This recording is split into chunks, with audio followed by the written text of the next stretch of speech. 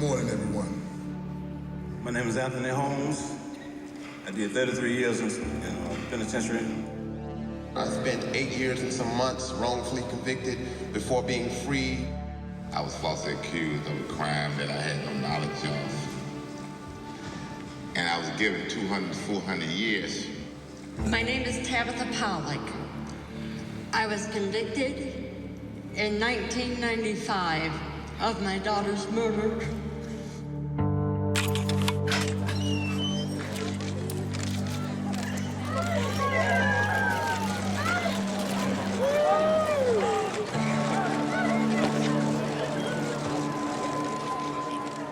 It's a long-awaited experience, to finally show my innocence. Hello. This is like the rest of your life in prison or freedom.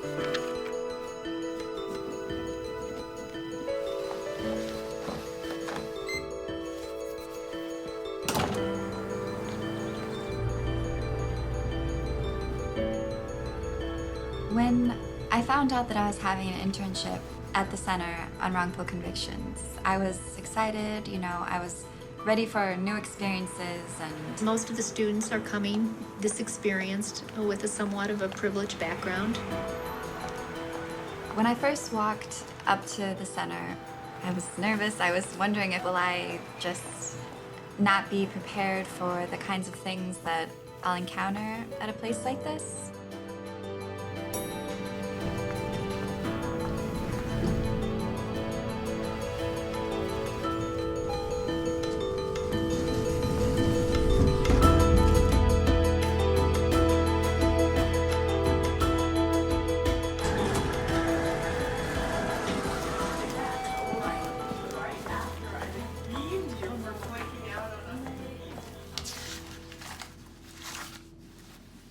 Good morning. My name is Jane Rayleigh, and I've not met you before. I'm an attorney at the Center on Wrongful Convictions. The center identifies and rectifies wrongful convictions and other serious miscarriages of justice. I think that the experiences that you're about to have in the following weeks may truly be transformative in your lives. We have decided to represent a man by the name of Marcus Wiggins, and it's my understanding that you are going to be part of this team and you are going to be available to assist us in our investigation. And so I'd like to take this time to find out a little bit about you and make introductions. You are? I'm Kristen Kropchik. Very nice to meet you. Okay. Okay, hi everybody. This is Katie Winbrandt. Okay, it's going now. Oh wait, no, you pressed recording once and then you press it again and it says recording, but it's not actually recording. There's the red light right now. Oh, okay, good. Okay, what up? My name is Abbas Khan. My name is Alana Maradi, and I'm a third-year student. And I'm a third-year law student at Northwestern. My dream is to go to Harvard or Yale Law School. I'm a history major, so I'm interested in, throughout American history, different discrepancies in the law.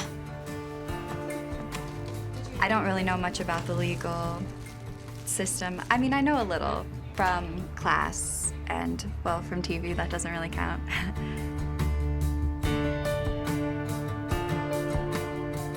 Right now, I'm just trying to enjoy my life as a college kid. I remember thinking, I don't know if I can do this. I don't know if I can be involved and read the horrible things that happen to people and, maintain my sanity. I started working on Marcus's case in September of 2009.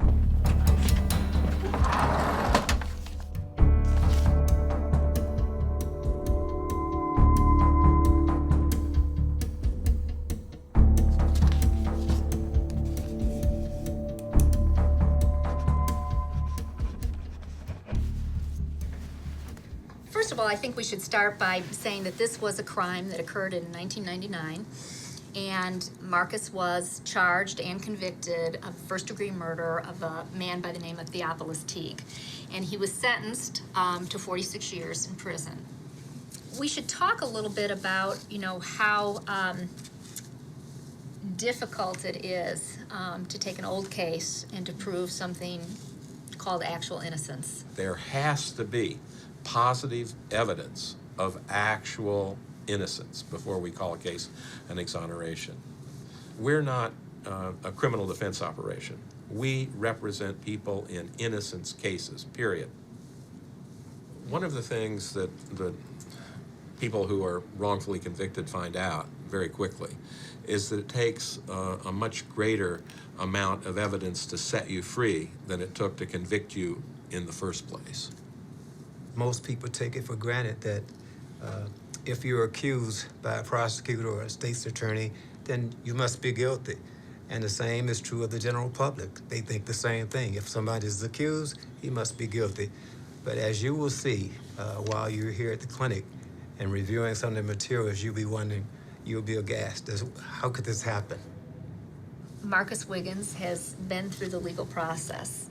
He really has nowhere to go. I mean, he has been through the appellate process, and he lost. And, you know, there's something called finality. At some point, you know, you have to have finality in a finding. The only thing we can do is we can investigate this case, and if we think we can prove actual innocence, then we can file a petition called a petition for post-conviction relief based on actual innocence. But this is very, very difficult. This is very difficult. You know, we're dealing with, again, a cold case. He's procedurally defaulted, and we don't have DNA. So we have our work cut out for us.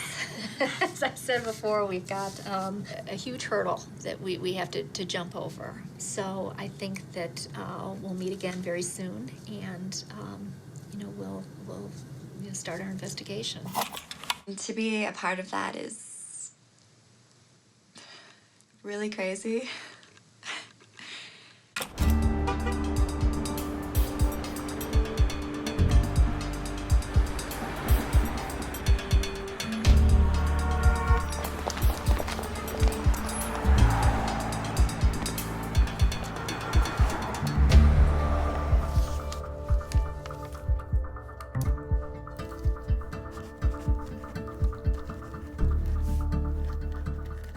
I think that you know, a wonderful starting place in any investigation, you know, it starts with the client, with Marcus Wiggins, and we have to know and understand our client.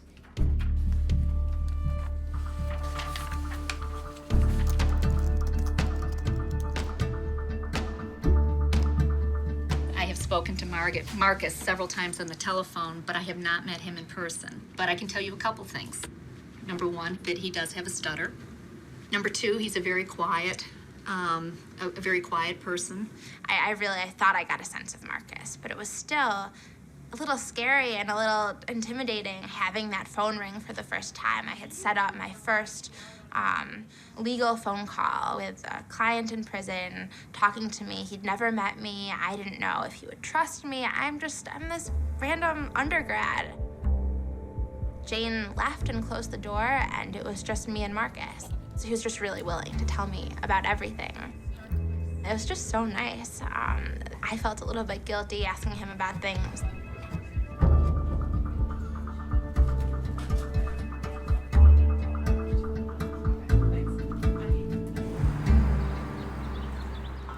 So our client is Marcus Wiggins, and we interviewed his sister, Talitha.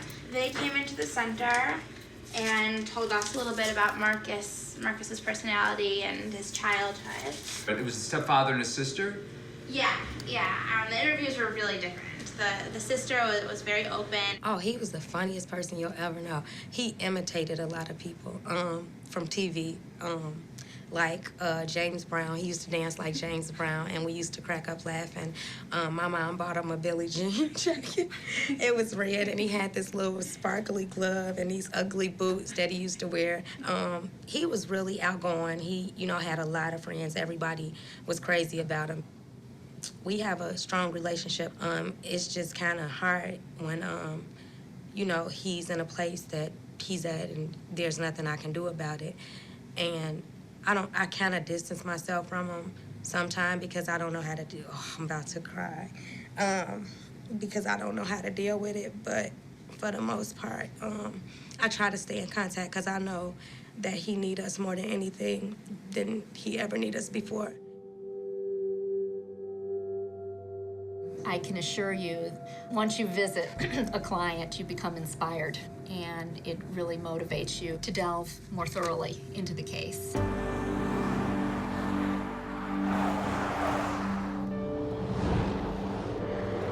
Today is a big day. We're going to visit Marcus for the very first time. We have to drive a long way from Chicago to the southern part of the state. Right now we are on our way to Pinckneyville to see Marcus.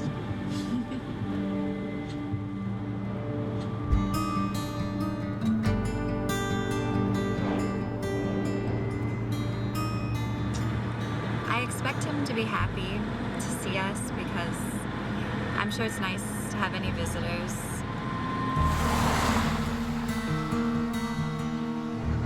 Best Western or Super 8.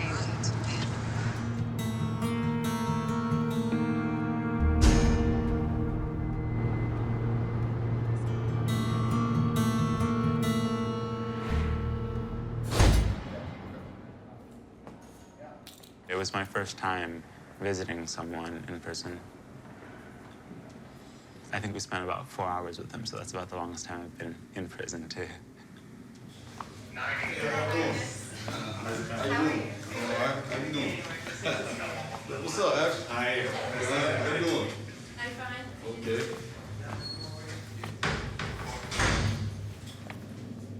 My name is Marcus Wiggins. This is my case. This dealing with the lawsuit and all that. Oh, yeah. When they sent him out of court. I got a lot of stuff. Yeah. It's just some of it. So these were the people you were with the night that the shooting of Hernandez happened? Yeah. Unless they affidavits and stuff like that. And Is this about you, this one? Yeah. That's about me. Yeah. It's frustrating, man. It is frustrating. When I read my transcripts, I'll be like, man, it's just crazy. It don't make sense. It's hard. You know what I'm saying? You've been locked up for all this time for something you ain't do, and I deal with it every day on the everyday basics. Try to keep my head straight, just stay focused, and not going crazy.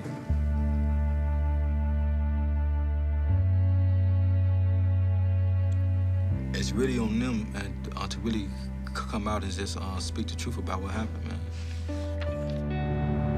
A few hours with Marcus have completely changed how I feel about this internship.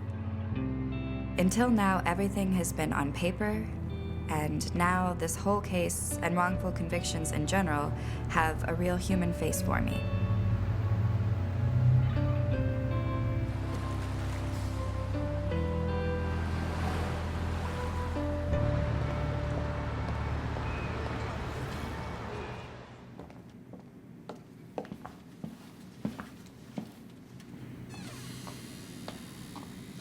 The students are, in many ways, the lifeblood of our organization.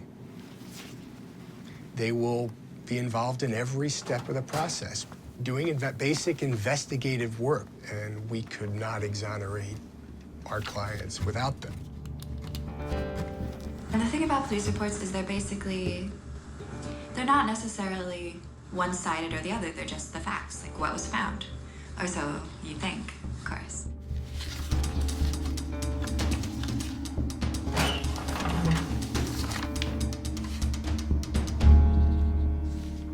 When I first read the file, I felt confused. That's really the word I should use to describe it. They identified him as the driver alone. How could they tell It's it seems kind of strange they would recognize him from behind with like a headrest and through the rear view. Yeah. All of the witnesses and the different players involved, it's really complicated.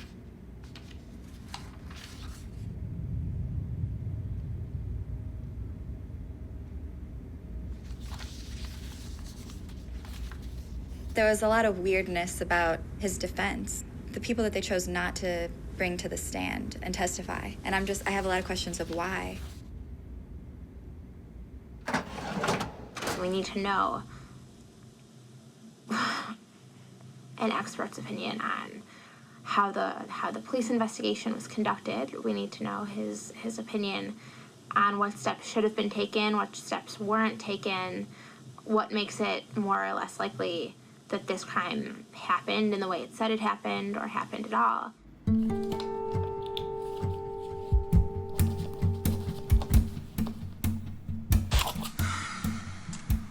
Today is January 8th, 2010.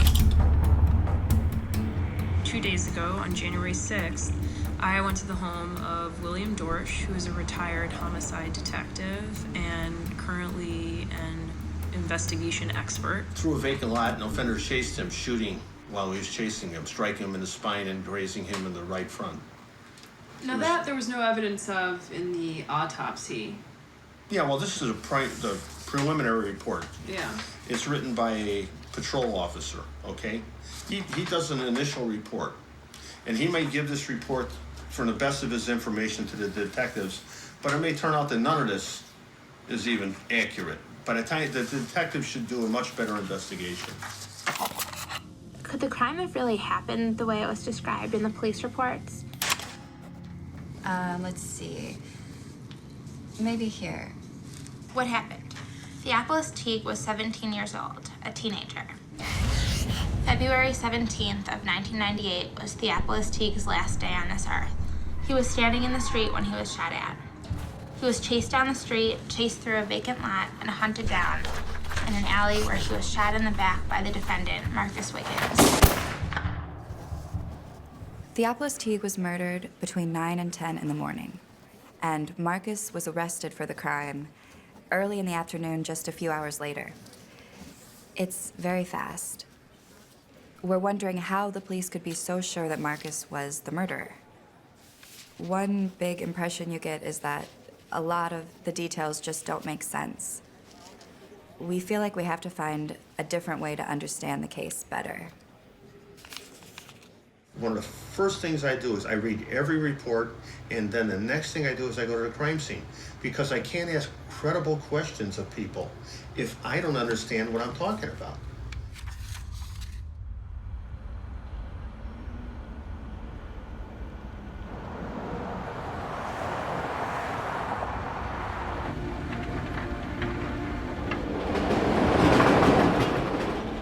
It was the first crime scene I've ever been to. That's for sure. It was a really kind of crazy experience, or a very enlightening experience, to visit the neighborhood or area where a lot of this took place. Relying on what the police reports said, and I should say some of them are conflicting, this was the corner here at Marshfield and 52nd where Marcus is alleged to have gotten out of his car. Here's the alley in between. They started to run, Farley, Tyler, and T, but they ran through the empty lot. So he was shot in the alley up here? He was lying in the alley. You read about the case, you try to imagine what happened, but it becomes a lot more realistic when you're actually standing on the corner where it occurred, or in the alleyway where Theophilus Teague was shot and murdered. And the shooting was somewhere around here, the spray of bullets.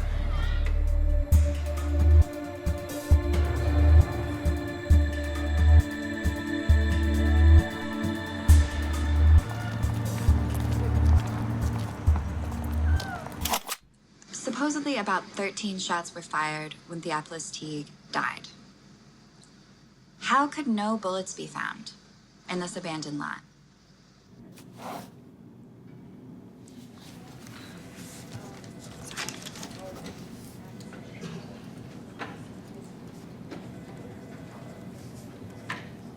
Did the police come to the scene for the car accident? No. So really, it might just never have happened. You're not the first person who has suggested that. Some people have looked at this record and said maybe it just Didn't happen at all. Take a common sense look at what the surroundings are, if this really happened the way the prosecution said it was. Or would it be more conducive to a body being dumped out of the back of the car? Alana decided to drive back up to see Bill Dorsch and ask him a few more questions.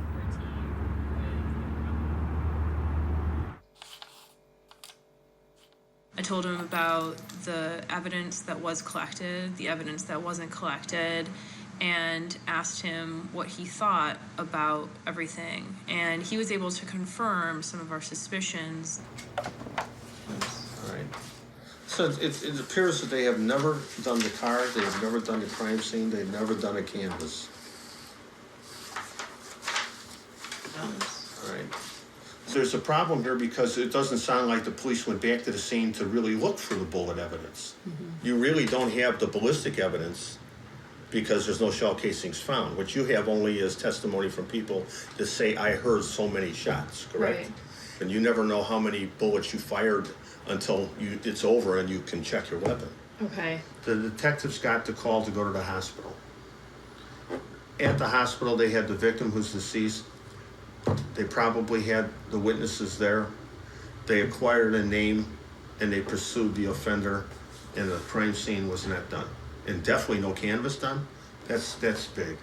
And that's typically done, the canvassing. It should be done, but it's evidently it's not done, because there should be a report that says, I went to 2842, the 3-flat apartment, I rang each and every bell, and I talked to people on the first floor, second floor wasn't home, and I talked to people on the third floor. Well, that means you gotta go back and talk to the second floor because nobody was home. Somebody's gotta go back again. You need as many witnesses as you can get. You have to make the effort. It's essential that that be done. The other thing that didn't end up in evidence were the clothing that Theophilus Teague was wearing. The coroner in his autopsy report said that the body was received with a red t-shirt and some boxer shorts. But this was February in Chicago, and certainly Theophilus Teague would have been wearing more clothing than that when he was murdered. If they didn't do a gunshot residue test, you can ask for a gunshot residue test on Marcus's clothing. If they're still around. Well, I would, if they didn't take it from, yeah. Where those clothing are, we don't know. No bullet, no clothes. I mean, they should have been called to the hospital to recover that. And also they should have been sent to the crime scene. You know, so it doesn't fit, really. It doesn't fit. Mr. Dorsch was able to confirm that something went wrong with the police work and that there were a lot of flaws. All right, that's it. The case seems to stink. Like, there's a lot that seems off about it. I didn't think it would be so obvious that there were errors made or, missing information. The evidence that we were presented with, when I saw it, I was just like, well, it's obvious he isn't guilty. I mean.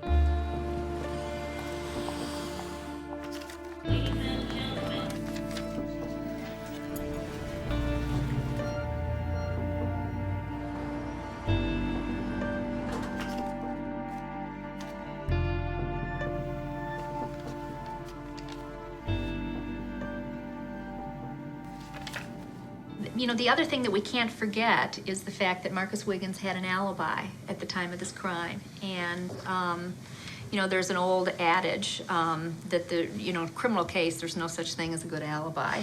And it's because you can always poke, unless you're on camera, you can always poke holes in an alibi.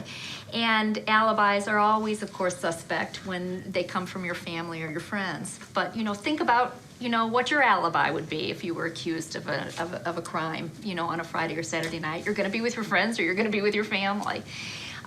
In this case, we have a situation where Marcus Wiggins was somewhere else at the time. We need to know where he was the day the crime occurred, how the arrest took place, and who can prove his alibi. He wasn't rushing to get out. He was just like, I'm finna go get the rent money, and I'll be back.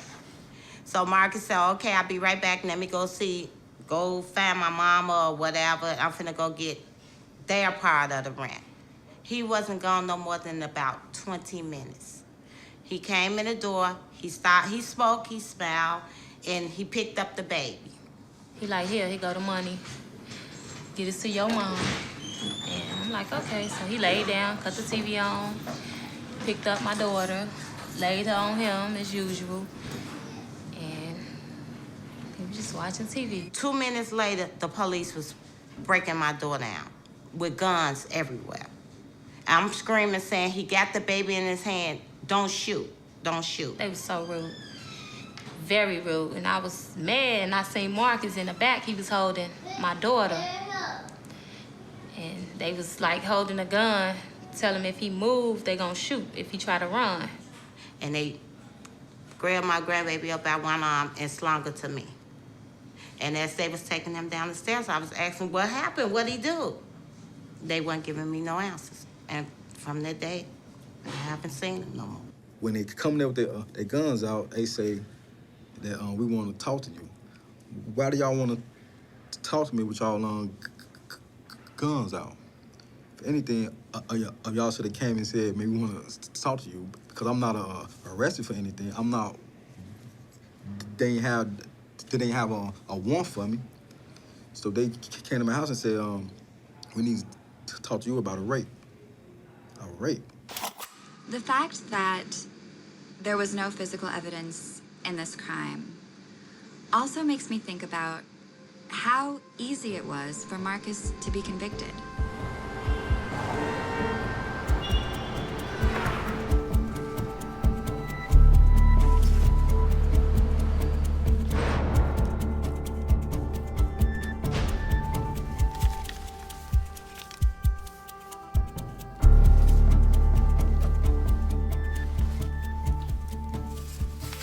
You know, the other part of this case that makes no sense is the whole car issue. Marcus Wiggins had a black Chevrolet at the time. You know, he said, you know, could not have been me. I wasn't driving that car because my car was in the repair shop. And, you know, certainly the police believed that his car was involved because they went to where his car was being repaired, they had it towed, and then they destroyed it within a few weeks. Why? The way the opening statements were talking about how Marcus Wiggins was on a mission, like making it seem like Marcus Wiggins wanted to kill for a purpose. But what is the purpose? It just doesn't make sense, because I could say, like, oh, if he hit Wiggins's car, then he got angry, but he didn't hit Wiggins's car. Yeah. And then also the fact that his car was a different color, just all these things. I know Jay was talking about how she was going to interview the previous lawyer and find out, but there has to be something there. We need to know more about the car he was driving at the time the crime occurred. Our investigations was trying to find out what had happened to the car. The police had confiscated his car and inventoried his car, and I put in a stop order to, you know, keep the car intact. It is very unusual for them to destroy a piece of evidence while a case is pending. And the fact that his car was destroyed by the time I got assigned to the case was very unsettling. Okay, well, first we're looking for the witness who sold Marcus the car that was inoperable. What kind of car? It was a Chevrolet Celebrity. It was black with white on the front. So the color of the car was probably one of the most important pieces. So the car that he said he owned was destroyed by the police. I had like an old picture of it. Talked to witnesses because his car is black, but the car that was described in the shooting was burgundy and maroon, then that could not be the car used.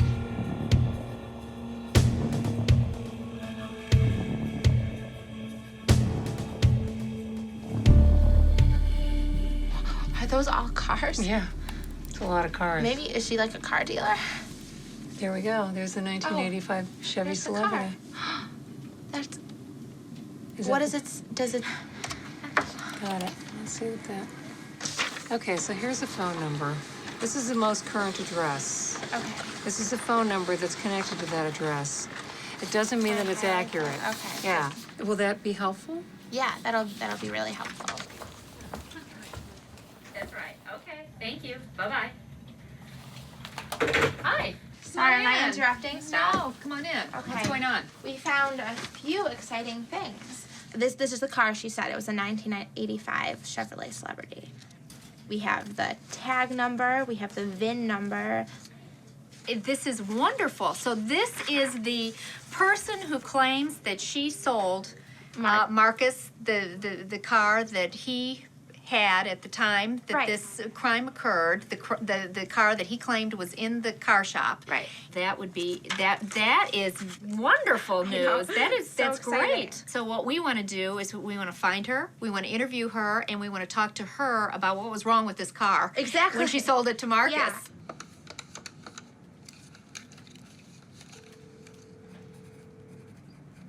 Yes, Tamika Gayton, please. Oh, Tamika, my name's Margaret Soffin.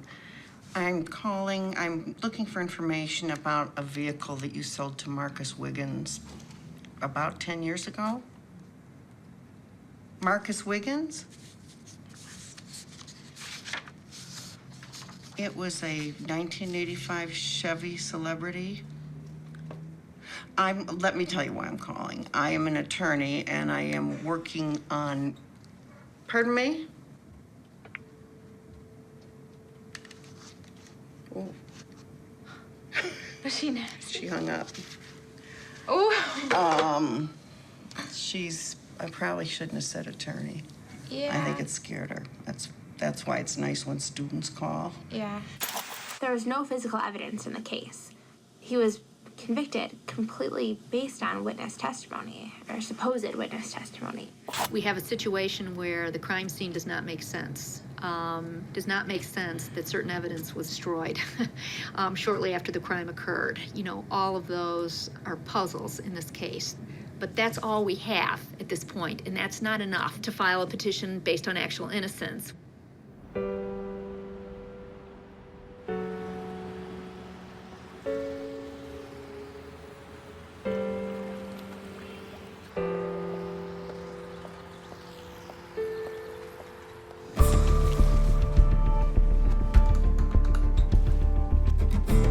Hi, my name's Kristen Kravchuk. My phone number is... So that would be afterwards. He testified, was he asked about his prior record?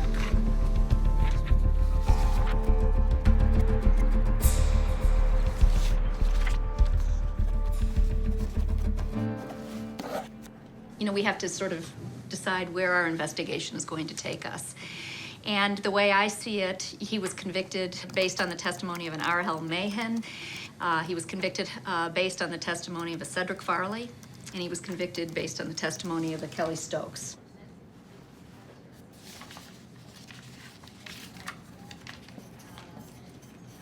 But we need to hear from a witness who actually testified at trial that, you know, I lied.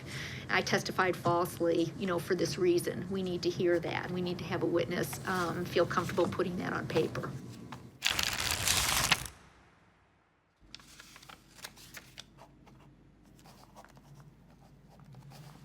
What we do know, though, is that R.L. Mahan did tell people that he also lied in the trial against Marcus Wiggins, and that Marcus Wiggins was not there that day.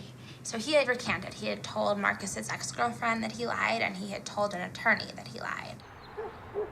One day I think I was going to the store or coming from the store or something like that. And he walked up to me and he said, hey, I'm looking at him like, you know, I'm thinking in my mind, why is you talking to me? And he said, let me talk to Marcus's mom.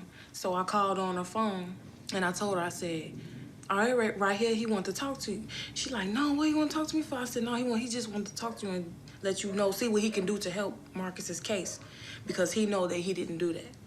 So they talked on the phone. On the day that he was going to go sign a paper saying that he testified falsely at Marcus's trial, he was shot in the mouth and killed.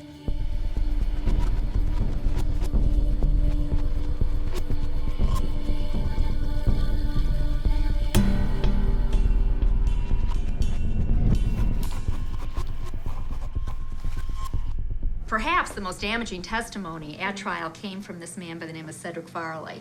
And I think he's key to the case.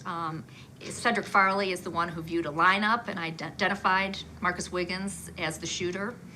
And we have not been able to locate him as of this date. And so we are going to need the assistance of a private investigator.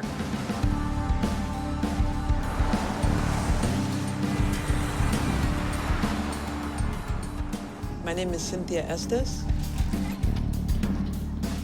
I grew up on the south side of Chicago.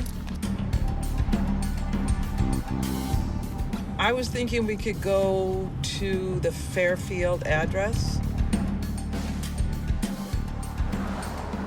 Cedric Farley, if you out there, man, and I just hope, man, that you find out all the facts, man, and really come forth, man, and tell the truth, because I ain't kill your cousin.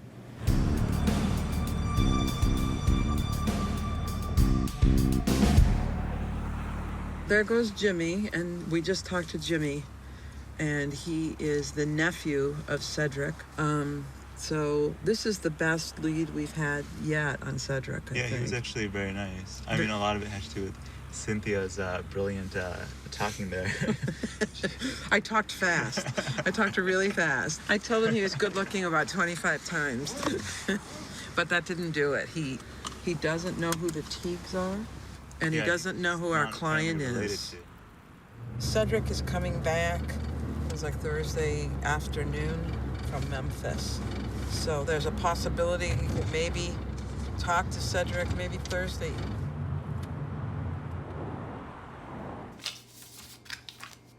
So when Cedric Farley showed up and found his cousin on the ground shot, supposedly he asked, who did this to you? So what that tells me, though, is having to ask the victim the question, who did this to you, tells me that he doesn't know. That means he doesn't see the shooting.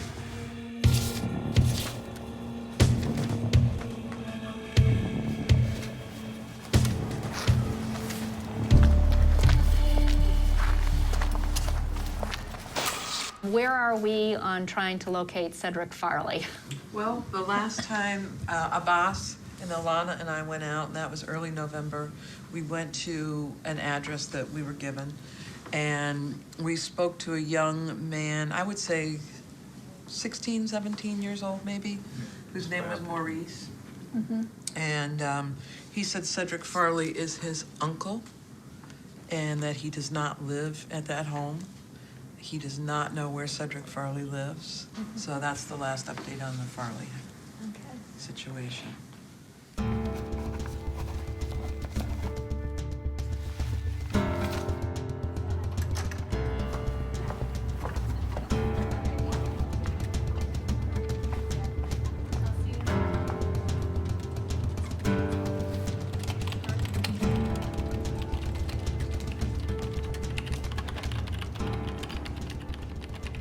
Kelly Stokes, well, I was the guy who testified against me.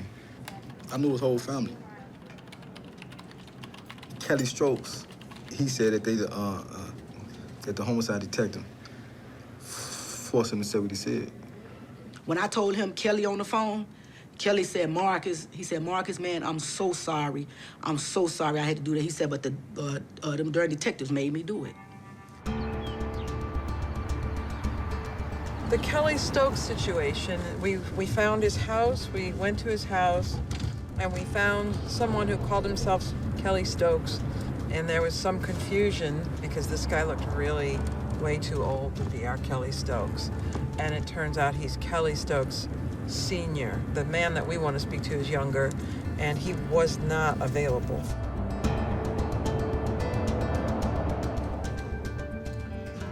Next court date is on the 14th.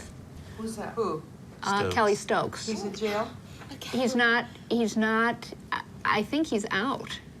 Oh, either way, we could catch him at the courthouse, right? Right. On the 14th. On the 14th, yeah.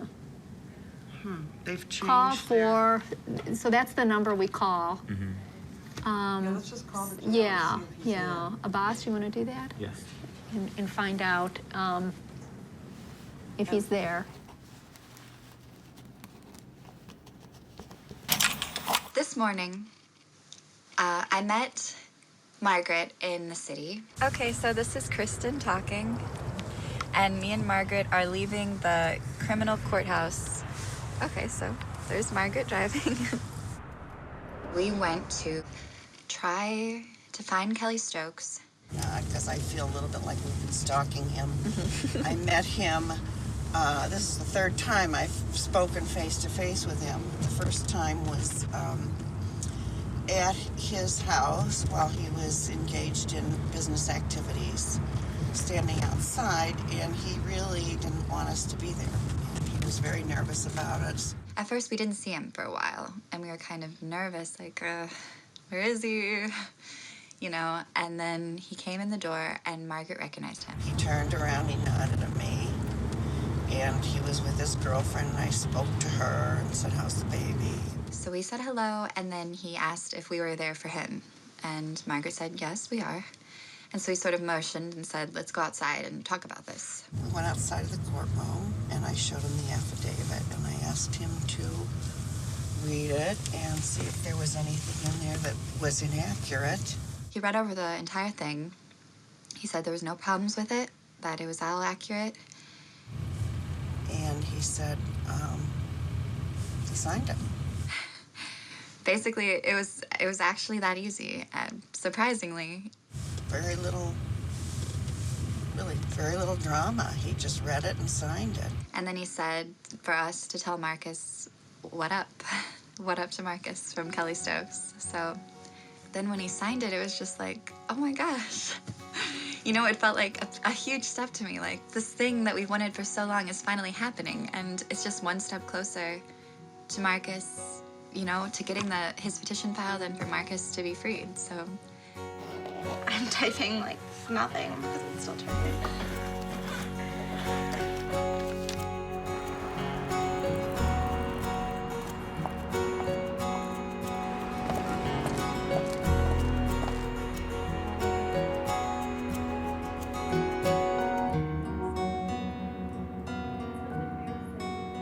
We found Kelly Stokes finally, and we got him to sign an affidavit. But one affidavit, one revised statement by Kelly is not enough to get a judge to let Marcus out of prison. This is a really hard case.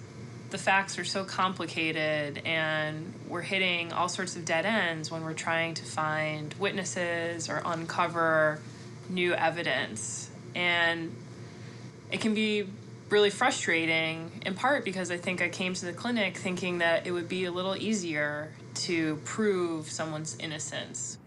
I'll tell you, the hardest thing we do is to tell somebody who we believe might well be innocent, sorry, we can't help you. I mean, that's really hard. I mean, and if people knew, you know, how much we really care and how much we'd like to help, but we just can't. I have a whole lot of hope. I hope. But I pray every night for him and his safe return back home. But a lot of times I feel like, you know, when is it ever gonna come?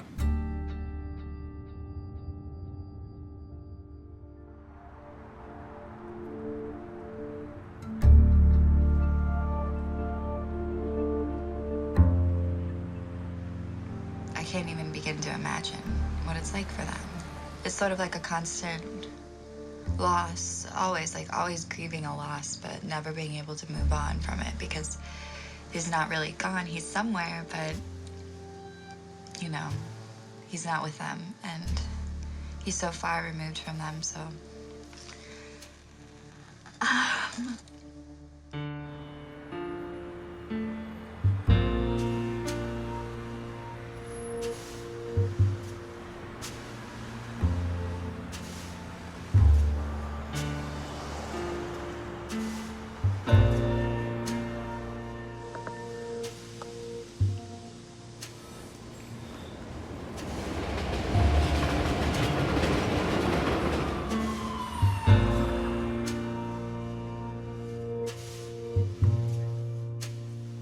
I'd like to believe that it'll be a good outcome.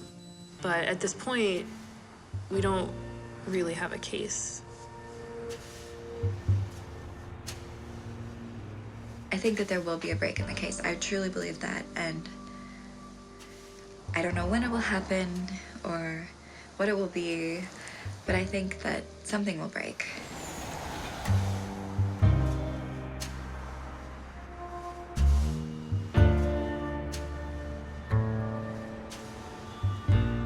I'm glad that Jane is working to help him. Just meeting her, I know that she cares so much and will not stop until something is done. One of the other reasons we decided to get involved in representing Marcus Wiggins is because of what happened to him when he was, a 14-year-old. He was tortured and beat by a group of officers who were under the command of John Burge. One thing that has been suggested to us is that this more recent charge of murder was made in retaliation for the fact that his family successfully sued these police officers. Some of the officers who were involved in, the torture he suffered at age 14 were very interested in what was happening to him in this case. And so that is something that, we will be looking into. Are any of the policemen that were involved with Burge or working underneath him still on the force? Mm-hmm. Oh, Yes. And they know that this is going on, like that these cases are being. Yes. Okay.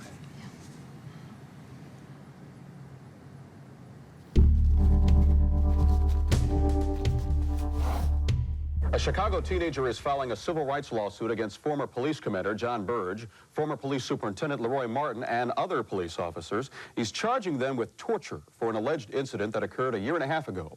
Channel 7's Russ Ewing has the story.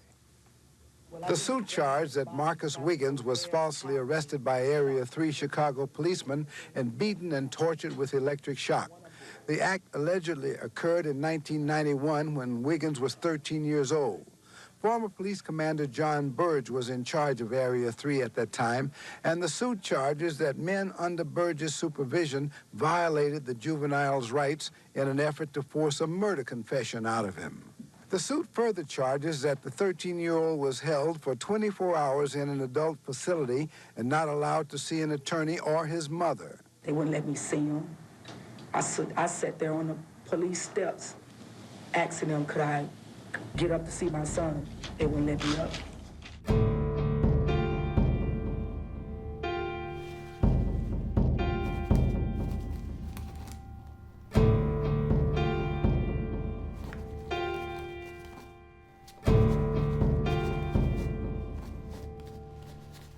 My name is Julie Hull. I am here today to talk about Marcus Wiggins. Yeah, back in 1991 and 92, everyone was concerned about juvenile crime. And at that time, when the police were arresting people, they simply realized that the victim in this case was a 15-year-old Hispanic kid, and they assumed because he was Hispanic that the regular suspects in the neighborhood would be African Americans. And they went around and rounded up 11 African Americans, took them into custody, including Marcus. When Marcus's case came to me, I learned that the sergeants were under Burge. It was a Burge case. I knew the detectives worked for Burge. And I became alert.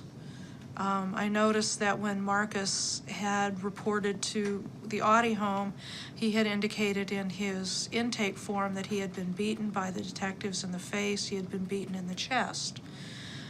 His mother told me that he had told her that he had been shocked, and she didn't know what he meant, and she was quite upset by that. And I thought, well, this is an interesting pattern and practice that I should look into. Chief in my division, Xavier Velasco, about it, and got the go-ahead from him to pursue it as a serious case, especially after having discovered that Marcus had been held in the police station for over 25 hours, learning that his aunt had gone to the police station and found him curled up in a ball sucking his thumb on the floor. finding that the other adolescents, 16-year-olds, had been transferred from Area 3 violent crimes to Area 1 violent crimes after a private attorney had been notified to come to the police station to represent them.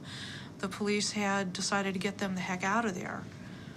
Sometimes that's a practice that you hear about, that when a lawyer shows up to represent the arrestees, you know, to invoke their rights, the police take them out the back door and get them out of there.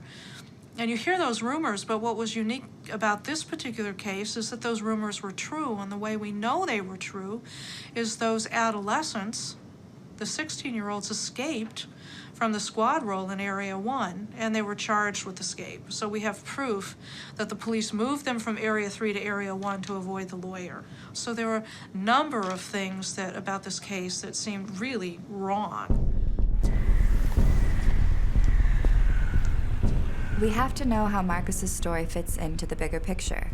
His torture was not a solitary event.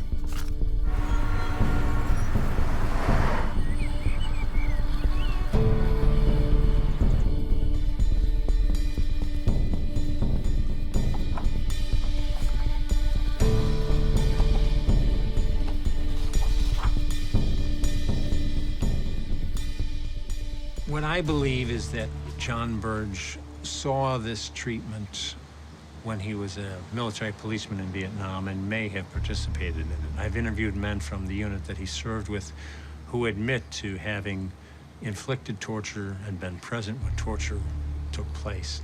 So I think Burge came back, joined the police force, and once he got into an interrogation room, once he began to use it, other people followed him. I think most people in this area, you know, I think their attitude would have been, well, they deserved it. You know?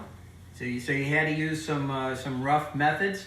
You know, and that's not unusual. Yeah, that's the same thing that's going on right now with, you know, what's the base in Cuba? Guantanamo. If you got to get answers, how are you going to get it? If you have to use, you know, some rough methods. I mean, a lot of people, the attitude is, you know, the ends justifies the means. Torturing suspected terrorists is horrible because you don't torture anyone. Using the same methods to torture suspected terrorists as you use to torture American civilians who are in no way suspects to a crime. I mean, can you even...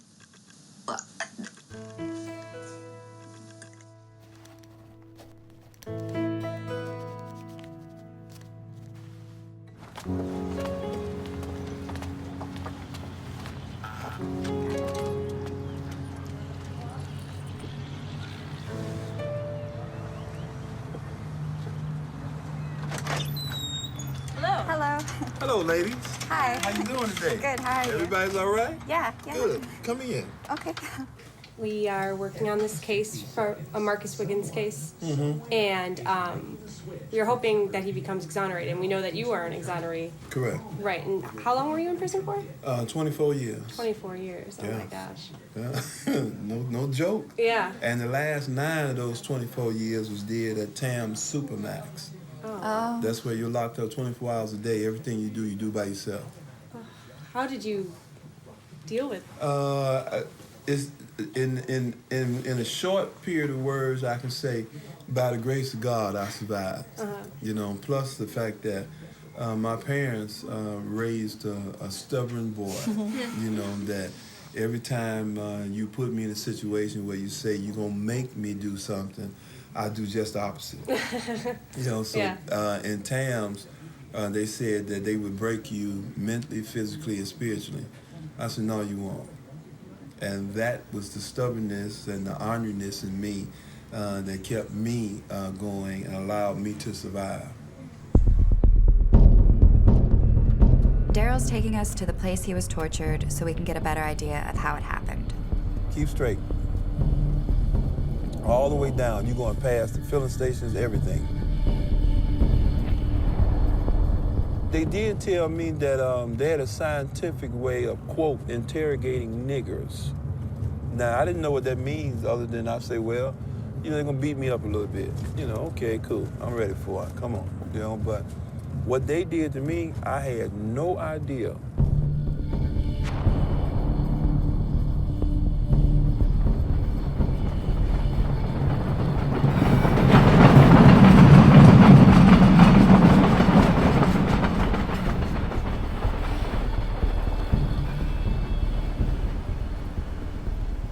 And then they let you out, and did it just begin? Just They told me to look around. In fact, the exact words were, look around, nigga. Nobody's gonna see you. Nobody's gonna hear you. Anything else. We can do anything we want to do to you here. And they proceeded to do just that. You put you in a room, and while you're in that room, the man started to tell you, so you're gonna tell me what I want to know. You look at him like, man, I don't know what you're talking about. But he don't want to hear that. So you take a plastic bag, put it over your head. He tell you don't bite through it. You better not bite through it. And I bit through it because of the fact that I couldn't breathe. And he slapped me out the chair for it, but that's all right. I still tried to hold on because I said, man, this, you know, somebody gonna come and stop it. But didn't nobody come that I know of. And then nobody, you know, didn't nobody care really because the man tortured me for, I could say hours, I could say a week, but I don't know how long it was. All I know is from the time I was in that room, them plastic bags, them shocking me.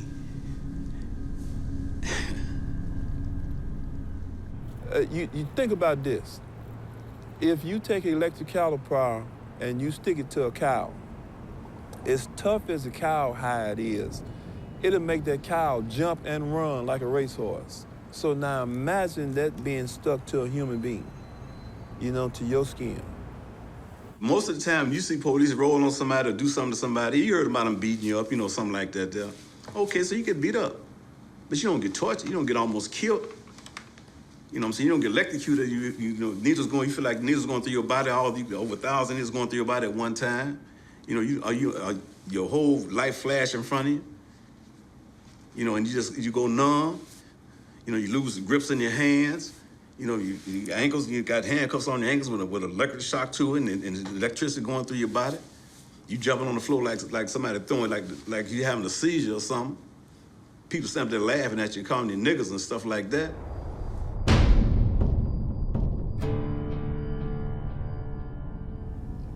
They got to a point where they was like, man, say, they wanted me to say something that I didn't have it on the words for. So that's when they bought in a small box, and when they bought that in, they put it on the table, and he took my hands and put it on the table and told me if I move, what he'll do to me. So I put my hands on the table, and he put the wires on the metal pieces on my hand, and he shocked me. And then when he shocked me, I felt this electric stuff going through my body. I felt my eyes going all around my head. My jaws and my teeth just gripped it. And after they got through, I just it's like I blanked out. I fell on the table.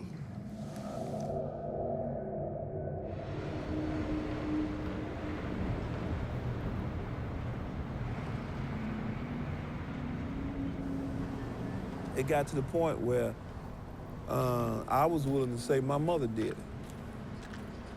And they came around with a statement and had me to sign it. So after I signed it, they put me in a bullpen and they took me to the Audi home. Why would you torture somebody if you got the right evidence? You don't have to. You just take them to court and you present your evidence and you got them.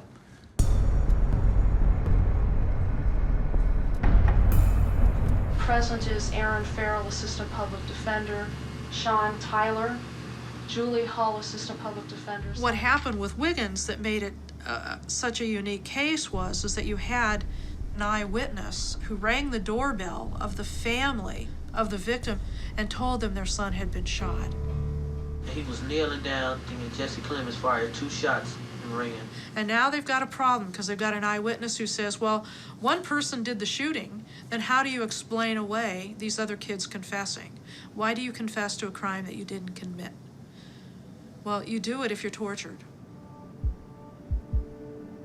A Chicago teenager is filing a civil rights lawsuit against former police commander John Burge. Judge Strayhorn knew that it was a dangerous situation when he issued his protective order in this case for fear of what would happen, ordering no Chicago police officers to have any contact. And when I went to court, the judge, he must have had all them orders done to come to court because all of them was there. I pointed them out, and we went from there. The cops that tortured Marcus weren't fired, but the main guy, John Burge, who was their boss, he got fired a few months later. So we have this motive of retaliation that we should be thinking about in the back of our minds.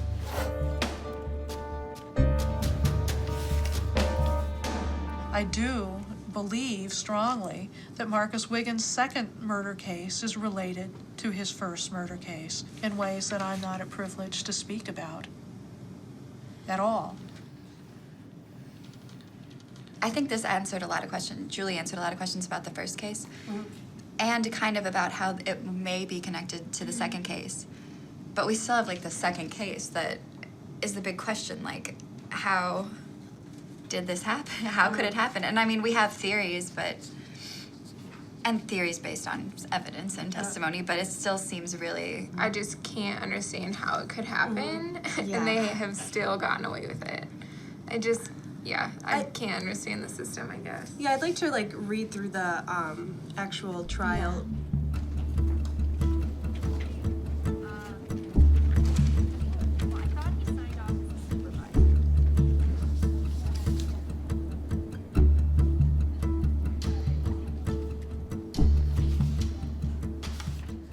We were all confused, and at first we weren't sure.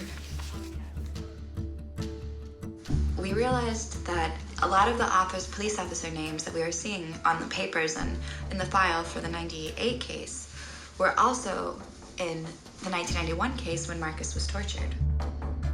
Officer O'Brien, he was the same one who hit me in the head with the flashlight when I was 13 years old. Stuck his head in the door and say, yeah, we got your ass now, and we gonna make sure we stick you with this one. So go ahead and put your thumb in your mouth now.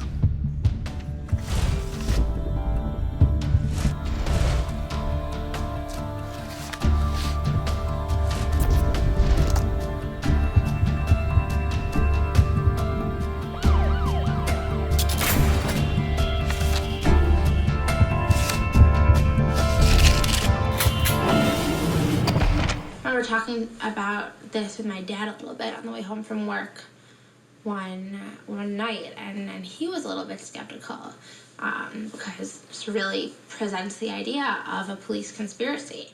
And we like to grow up and think that the police officers are only here to protect us and watch out for us and come to school and talk to the little kids and tell them that the police are our friends. And the truth is not all of them are, and that's sort of an uncomfortable reality to deal with. I'm Katie. Flint. Nice to meet you. Marcus, after he was released on this case, they brought a second case against him. And they used some of the same evidence and some of the same witnesses, and it was some of the same detectives who had been involved in his original case and who had been involved in his torture and coercion. We know for a fact that the police tried to set him up for 2 prior murders, and we know that happened. Did it happen a third time? Maybe. We can't say for sure at this point. We know he was tortured when he was 13. We know that they tried to implicate him in a murder that occurred after he was tortured when he was 13 years of age, and he could not have committed that murder because he had an ironclad alibi and was living up in Wisconsin at the time. So there were members of the police department, we know, who did not like Marcus Wiggins, did not like what he stood for, and possibly, were out to get him. Can we prove it in this case? Not yet. And so that's where we're at. That's where we're at.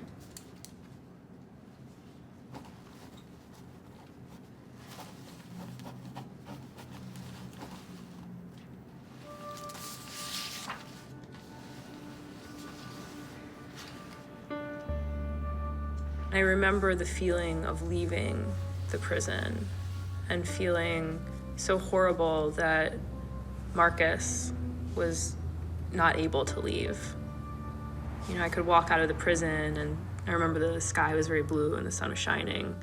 And I felt very much what it was like to be outdoors while I knew that Marcus wasn't having that same experience.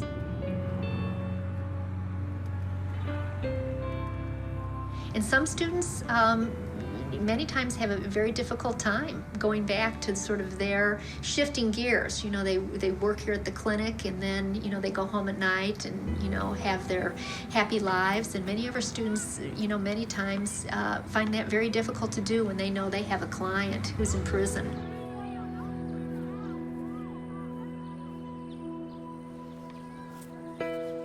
Many times we have to counsel students about those kind of feelings and how it's really important as a lawyer. You have to learn to separate.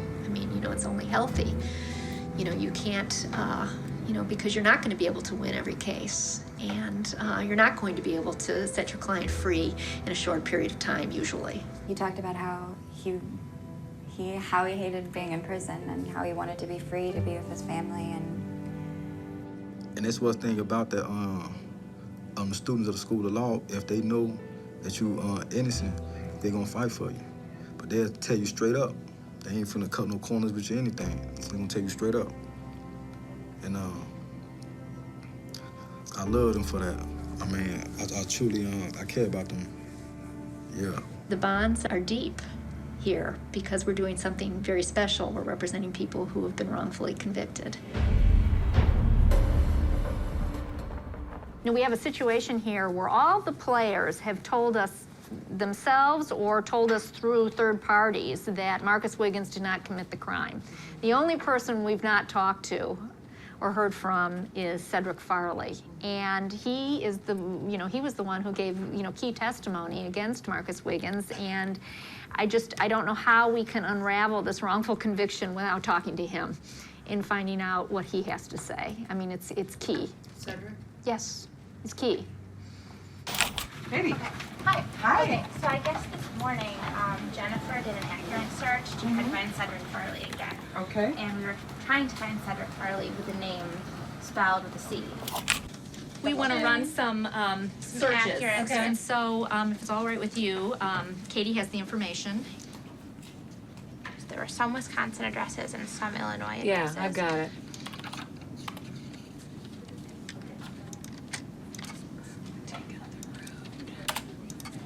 Nothing. See the little. Cedric spelled with an S and then Right. changed it to Cedric spelled with a C. Yeah, could be that someone else changed it. And let's see what's on the. Let's go back and look at.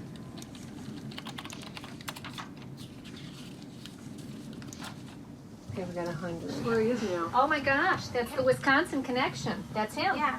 That's him. Okay. How come he didn't come up I before? think we were looking CE. We just went SE. He was Wow. convicted of homicide. He's in prison. We know Yep. where he is. Oh my gosh. So here you go. We've got to find out how we get in to see him. Call that correctional institution and find out what their rules are. What the rules are, Yeah. and then we just go. Okay. We don't write him a letter. We just go. I went back to the state's answer to discovery and look what I found. Oh no! I think we're gonna try to go to prison this week. Very excited. All right. Yeah. All right.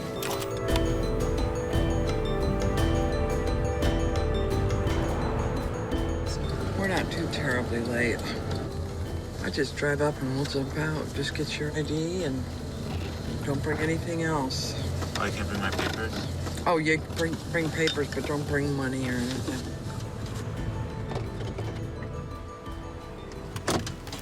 I pray that this interview with Cedric Farley goes well.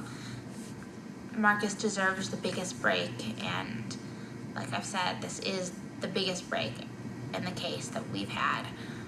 So, fingers crossed. What did he tell you that was good? Well, he told me the police did Marcus wrong. They did him wrong. Right. And I think he said that to you too. He did. He didn't explain it. So I kept asking him what he meant by that. Hello? Hello? Hello? I've lost him. So how's it going so far? Go. Cynthia? Yeah, it might be. Yeah. It might be. We'll have to Continue this at the office tomorrow or something. Okay. Okay, you're hitting dead zones, I think. Yeah, but he doesn't know who shot. Theopolis. He did not see who shot Theopolis. He said to me, and it was very hard to hear him. But he said to me the police did Marcus wrong. They did him wrong. He said that the police did Marcus wrong. Yeah. That's interesting. He said, oh, it was that fucking identification was all fucked up. When they were going to do the lineup, they had him sitting at a desk. And they showed him a picture of Marcus Wiggins before the lineup. They showed him a picture of Marcus Wiggins before the lineup? Yeah. Well, that's huge. It's huge. And he was telling the boss that was bad and they shouldn't have done that. And I knew it at the time, and they should not. And I guess it actually had his name on the picture. And they show that picture to him before he views the lineup. Yeah. Hello? That was Jane. Cedric Farley was the last witness we've been looking for. He clearly confirmed that the police wanted Marcus in prison. They wanted him in prison as a revenge for revealing the misdeeds of their colleagues when he was 13. They put witnesses under pressure to point the finger on Marcus as a retaliation for John Burge.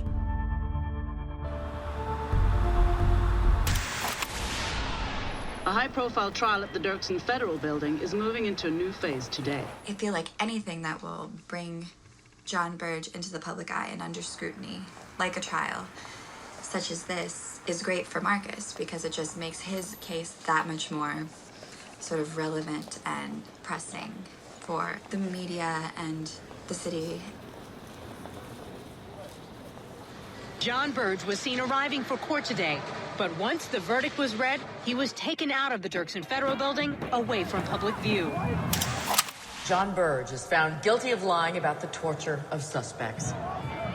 Burge now faces up to 45 years in prison.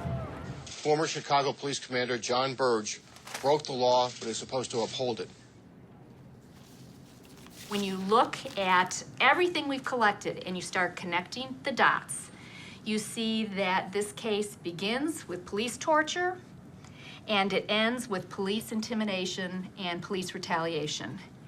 And the same detectives who were involved in the torture of Marcus Wiggins were involved with taking statements from witnesses who now claim that they were forced to tell a lie at trial.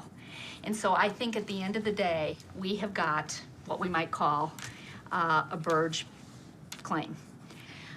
When you look at all that we have done, at the end of the day, there's not one witness, not one piece of paper that is inconsistent with Marcus Wiggins's claim of actual innocence.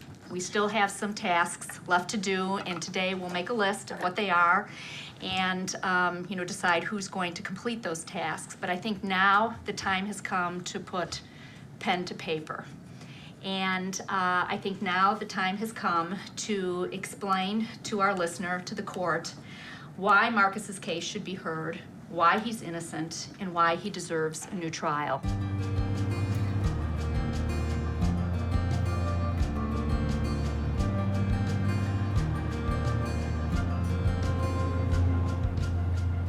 We're all driving to Pinckneyville, I think I'm pronouncing that right, to visit Marcus. Well, the first is I expect that he'll be pretty excited to hear that we're starting to write the petition. It's been 2 years now of gathering evidence and investigating, talking to witnesses. So I think that he'll be happy to know that things are coming along.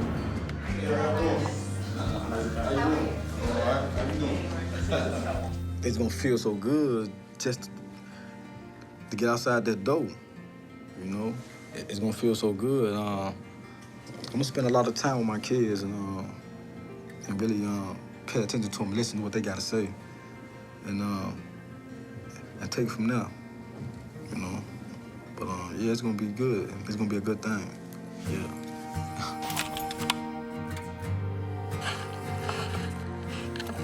Thank you, Marcus, for letting me into your life in this way.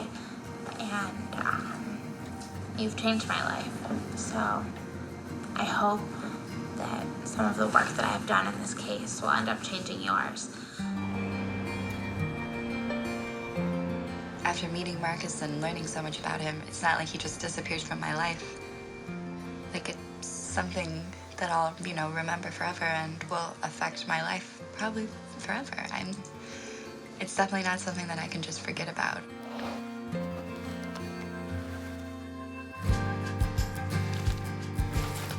I wish I could see Marcus walk free from prison, but after all of this, I understand that it takes a lot more time than any of us would have expected.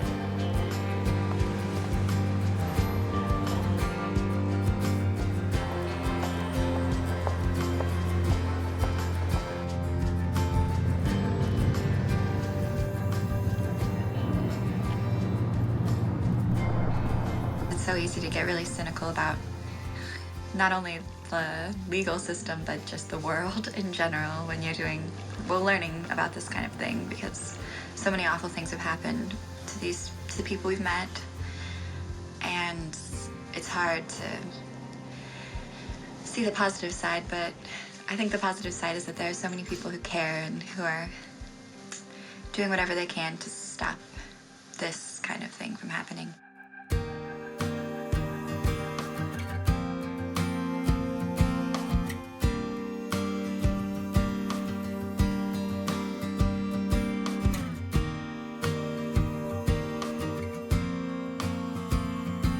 A lot I could say, but I'm not going to pull up time. But the bottom line is, we thankful for the people that believed in us after all these years. All the people that stood by my side for all those years. And I love what I see here today. People from all walks of life coming together to see that truth has a voice. I'm very grateful to be here, and God willing, we'll continue to fight for those who are still languishing in prison. God bless us all.